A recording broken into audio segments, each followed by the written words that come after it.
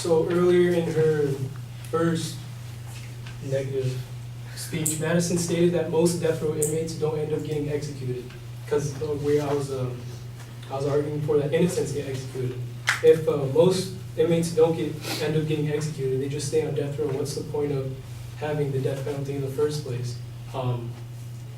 There's not much difference between a death row inmate and a life incarcerated inmate.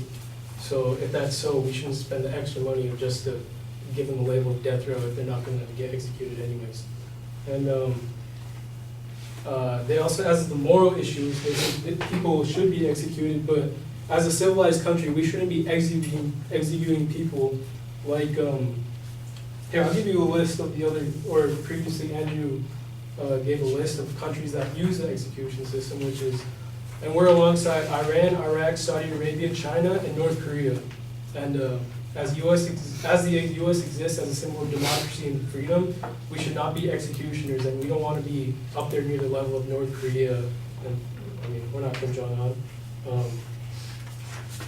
She also made the point that she also brought up some information and some evidence that the death penalty does deter crime, but according to the National Research Council of National Academies, a 2012 report revealed that, based on a review of more than 3 decades of research, concluded that studies claiming that a deterrent effect on murder rates from the death penalty are fundamentally flawed.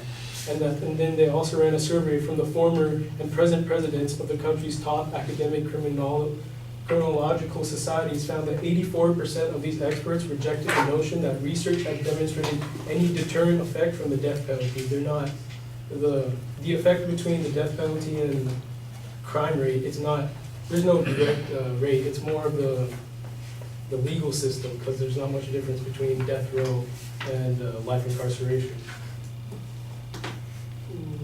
And also, the death penalty is harmful. There's a case that even, they're on death row, but even not only is the system harmful, but the administration of execution is flawed. Every method of execution comes with intolerably high risk of extreme pain and torture. Just this February 22nd, this week, there was a death row inmate, Dora Lee Ham, and he was supposed to be executed, but instead, the Alabama execution team left a death row inmate with more than a dozen puncture marks in his legs and groin and penetrated his bladder and femoral artery before the lethal injection was called up 2.5 hours after he was called into the death chamber. And this shows that, the convict's attorney described the execution as, or the failed execution as botched and bloody. And this brings light to the 8th Amendment, which states that all prisoners have a constitutional protection against cruel and unusual punishment. And in this case, this could be seen as unconstitutional, and it may be applied to all the other, or a few other cases for the death penalty.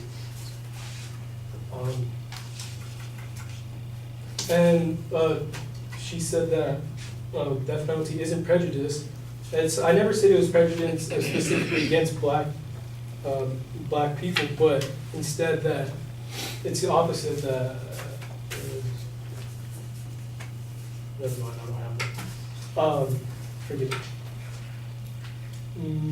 And then she brought up Canada, that we can't compare Canada and America, when in fact we can, because Canada is a representative democracy and America is also a representative democracy. And to say that we have similar court systems, we're not like, we're still Western countries, and to say that we can't compare the two is kind of illogical.